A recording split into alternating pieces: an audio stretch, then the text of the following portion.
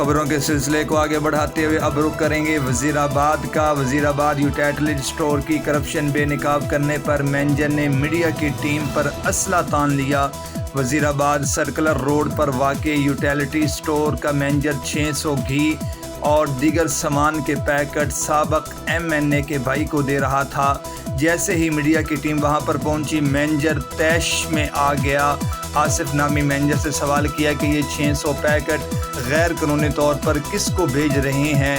शहरी घी के एक पैकेट को तरस रहे हैं जबकि सियासी बंदों को नवाजा जा रहा है।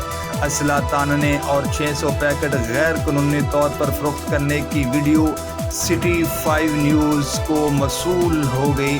तहसीलदार अकरम ने मौके पर पहुंचकर रजिस्टर कब्जे में ले लिया और मैनेजर को दफ्तर तलब कर लिया। शहरियों ने आला हुकाम से नोटिस लेने का मुतालबा किया और मैनेजर के खिलाफ कार्रवाई करने का भी मुतालबा किया।